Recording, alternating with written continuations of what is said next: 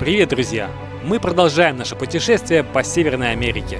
В этом выпуске мы проедем через центральную часть Коста-Рики, а затем исследуем ее Тихоокеанское побережье, двигаясь к границе с Никарагуа.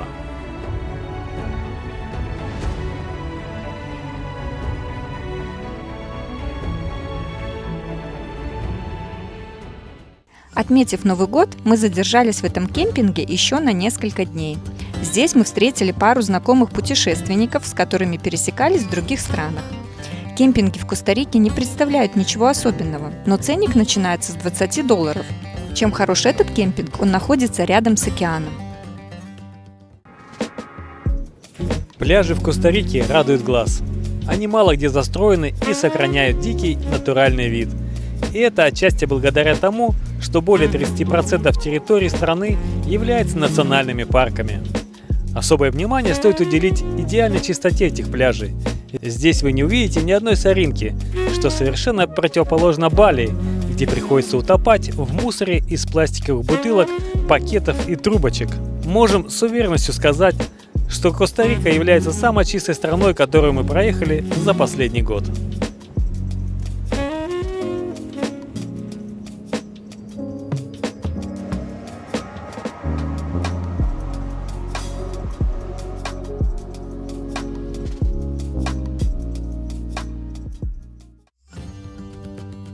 Дальше наш путь лежал через столицу Сан-Хосе, в одно из самых интересных мест Коста-Рики – национальный парк вулкан Ареналь, который славится своими вулканами, озерами, горячими источниками и животным миром. Мы приехали к Марку в кемпинг. Он находится на севере Коста-Рики, рядом с вулканом Ареналь. Здесь у него такая большая зеленая территория, на которой можно найти разных рептилий, земноводных. Приползает ленивец, туканы. Пойдем искать сейчас лягушек цветных. Долго нам искать не пришлось. Буквально заглянув под первый куст, мы увидели сразу двух лягушек. Первая из них называется красящий древолаз. Эти удивительные существа накапливают яд в своей коже, ведь они поедают множество ядовитых насекомых. В результате змеи, которые питаются этой лягушкой, также становятся ядовитыми. А вторая лягушка, которую мы встретили, называется Blue Jeans. Она имеет ярко-красное тело и синие лапы, а также меньше по размеру. Пока ходили по кустам, искали лягушек, проснулись два ленивца. С телефона, конечно, не видно, а вот через бинокль нормально. Один спит, один вот активничает. Друзья, мы заехали в немецкую булочную, купили булочку за 4 евро и хлеб за 5 евро. Вот такой кусочек. Как вам ценник? Сейчас пройдем посмотрим, что там внутри. Немцы, конечно, умеют устраиваться. Везде притащат немецкие продукты. Даже, пиво понятно, сало, колбасы немецкие. Пожалуйста. Печенюшки из Германии. Местное кофе разных сортов, а также вино, варенье, мыло всякое, масло, местный шоколад.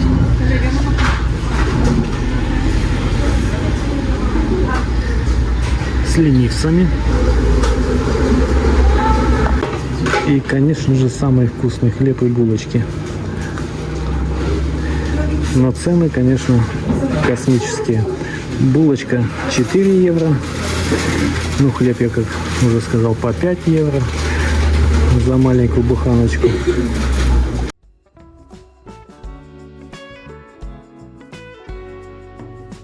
Мы уже 5-й день сидим под дождем, и кажется, он не собирается останавливаться. Из-за этой непогоды мы потеряли несколько запланированных приключений. Вулкан остался невидимым, ночной тур по джунглям отменился. Канопи, которую мы так ждали, тоже не случилось. Да и про зеленую лягушку с оранжевыми лапами, которую я успел запечатлеть в прошлый раз, даже не мечтаем увидеть. В итоге нам ничего не осталось, как отправиться в печальный парк бабочек. Звучит не очень вдохновляюще, но, как ни странно, там тоже есть своя прелесть.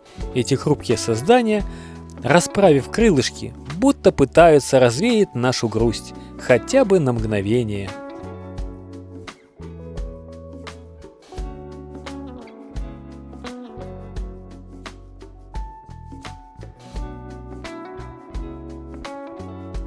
Здесь водятся вот такие жуки-носороги с ладошку. А еще нам продемонстрировали светящегося скорпиона, он светился в темноте, таракана огромного размера, тарантула. Волонтер-экскурсовод приехал сюда только ради них. Не забыли и про богомола. Эти необычные существа добавили немного волшебства в наш дождливый день.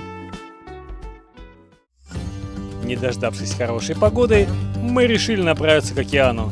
И буквально через полчаса, о чудо, солнце стало пробиваться сквозь облака, а на небе появилась радуга.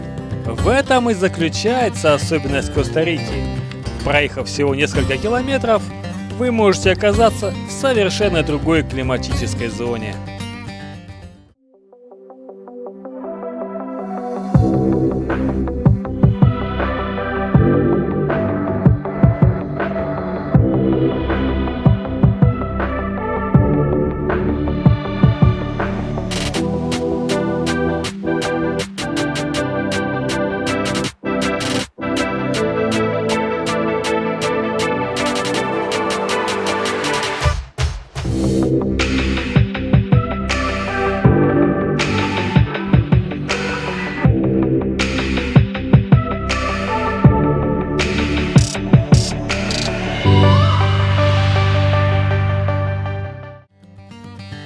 По пути к океану мы заехали на мойку, так как после дождей машина нуждалась в уходе. Купили сегодня какой-то новый фрукт. Сейчас попробуем его попробовать. На вкус сказали сладкий. Похож на киви. Итак, распаковка. Ой, такой мягкий. Там еще нет, ой боже. А, так это обычный тут. Господи. Хурма? Нет. Итак, Оля пробует. На вкус. На вкус как груша из компота. Компотная груша. Угу. Отварная. Сейчас я тоже заценю.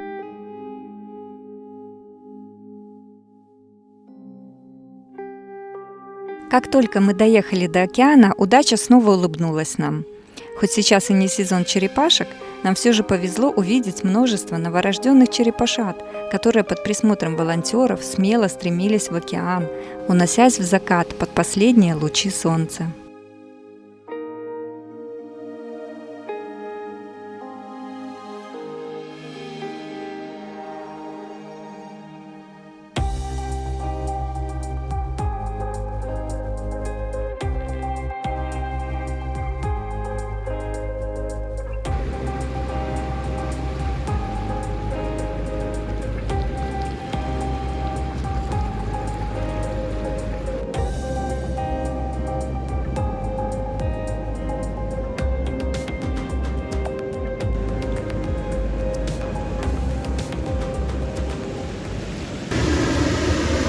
Завтрак. С добрым утром, друзья! Мы уже не первый день просыпаемся вот с таким вот видом на океан. Прелесть Коста-Рики в том, что такие пляжи вдоль всего западного побережья. То есть Тихий океан почти каждое утро улыбается нам в окно. Это, конечно, огромные плюсы Коста-Рики. Так как дальше наш путь пролегал вдоль побережья, у нас получился пляжный отдых на 2 недели. Мы заезжали почти во все бухты, и в каждом месте нам хотелось остаться подольше. Я даже стал интересоваться ценами на землю, ведь здесь много канадцев и американцев, которые строят себе виллы на возвышенностях с великолепным панорамным видом. Несмотря на то, что цены на продукты в магазинах достаточно высокие, в 3-4 раза больше, чем в Европе, стоимость земли вполне приемлемая, от $10 за квадратный метр. Хотя в популярных местах цены начинаются от $50 и выше. Коста-Рика, как мне кажется, имеет огромное будущее в плане туризма и инвестиций. Здесь территории не так застроены, как в Таиланде или на Бали, и нам это очень понравилось. Здесь нет каменных джунглей, так что у этой великолепной страны большое светлое будущее, и все еще впереди.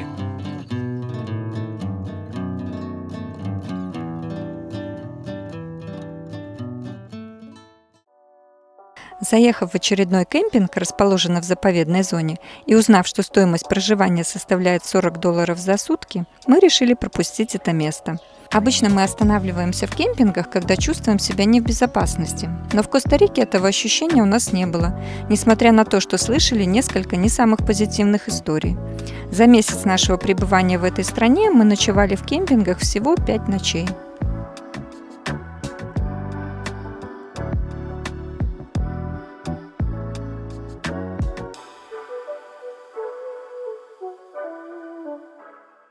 Итак, друзья, мы проехали практически всю Коста-Рику и находимся недалеко от Никарагуа.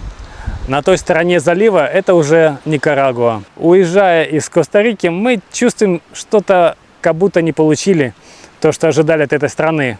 Ну, потому что в одном из самых живописных мест с погодой не повезло, был дождь. И чувство такой неполученности нас преследовало до конца, но вот вчера и сегодня мы как бы наполнились тем, что в принципе ожидали получить от Коста-Рики. Здесь мы остановились вчера и хотели пообедать, но какое было наше удивление, когда мы увидели в этой бухте 3 китов, которых бросили сразу снимать. Оля смотрела в бинокль и снимала на телефон, а я пытался запустить дрон. Но с дроном не получилось, так как был сильный ветер, который, впрочем, и сейчас тоже. А после этого мы переехали в другую бухту, и там встретили закат. Очень красивый был закат, сейчас вы все это увидите, что тоже было очень красиво. И мы решили заночевать и остаться здесь еще на 1 день, как минимум. Сегодня утром мы приехали сюда, было пасмурно, но одного кита мы успели увидеть. Дрон запустить пока не получается. Ветер стал еще сильнее, чем вчера, но, может быть, успокоится к вечеру. Место очень шикарное, красивое, почти дикое.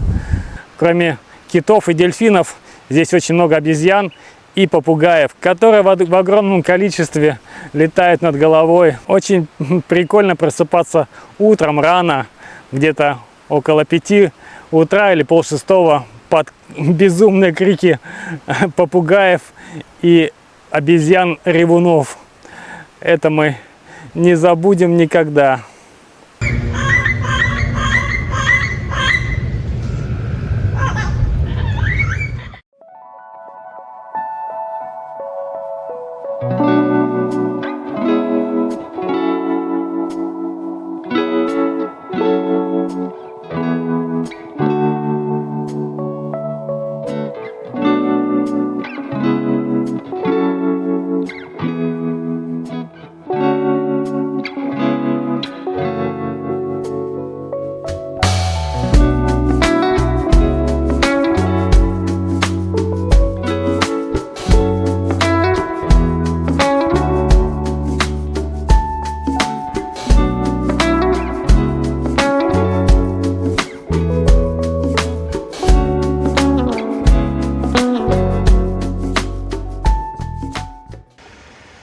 Цены в Коста-Рике на продукты очень высокие. Единственная радость, вот что можно купить, не обеднев при этом. 3-й день приехали ждать китов. Пока ждем, приготовили беляши и пирожки с капустой. Вот такие гиганты получились. Беляши. Ну что, не отпускает нас Коста-Рика. Вчера вечером ехали сюда на стоянку и лопнуло заднее колесо. Китайский автопром подвел. Мы ставили задние 2 колеса еще в Колумбии, новые, но долго не выдержали. Короче, лопнуло одно колесо, второе, кстати, тоже на грани с грыжей. Сейчас поедем, его тоже поменяем. И вот сегодня до обеда помогали мне добрые люди отвезти в ближайший город, 40 минут ехать, мое колесо. Там поставили, нашли подержанную резину, заменили. Вот, я сейчас установил и поедем потом на границу уже в Никарагуа. Вот такие дела. Слава богу, все получилось, потому что Ну, мир не без добрых людей. Прямо вот где-то в джунглях, черт знает где, случилась такая беда. И буквально первый же человек напрягся, перезвонил все возможные варианты, где можно найти колеса. Вот. И нашел совершенно бесплатно нам. Вот, все помог. Так что мы двигаемся вперед в Никарагуа. Так, мы приехали на границу Коста-Рика-Никарагуа. Это Коста-Рика еще. Сейчас паспортный контроль пройдем и поедем в Никарагуа. Никарагуа граница считается одна из самых сложных. Правда, я перед этим ее проходил. Вообще было без проблем. Посмотрим, как в этот раз. Нельзя провозить дроны, нельзя провозить фотокамеры даже. Если вы журналист или блогер, то вас вообще не пускают в Никарагуа. Запрещено. Отправляют обратно. Проверяют соцсети. Да, они проверяют соцсети. Уже случай у нас был такой. Люди, которые с нами, бразильянцы одни, на пароме ехали. Вот, и они не пересекли границу в Никарагуа. Их отправили обратно. Им пришлось ставить машину. У них был джип. Они поставили его на прицеп и перевезли в Гондурас. А сами летели на самолете. Посмотрим, как у нас получится. Вперед! Стоим на никарагуанскую границу. Уже видны эти спиральные деревья. Деревца. Ну что, друзья, мы пересекли никарагуанскую границу. Это длилось 3 часа. В Коста-Рике было около 40 минут, а здесь 3 часа. Очень много народу. В принципе, ничего сложного не было. Нас послали на сканер. Ну, сканер фигня, там не видно ничего, поэтому наш дрон вообще даже не видно было. Вот. Просто из-за того, что много народу, мы так долго стояли. Но сейчас, слава богу, проехали. И едем в Манаго. До Манаго еще 4 часа. И ехать уже стемнело. Закат. Вот. Ну ничего, нормально. Зато все, мы в Никарагуа. Ура! Вперед! Вперед! У нас много дел здесь.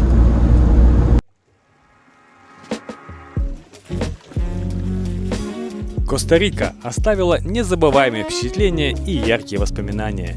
Экзотическая природа, разнообразие флоры и фауны, а также теплая, дружелюбная атмосфера страны сделали наше путешествие особенным. Теперь наши взоры устремлены в Гондурас и Сальвадор. Путешествие продолжается. Подписываемся на канал, ставим лайки. Вперед!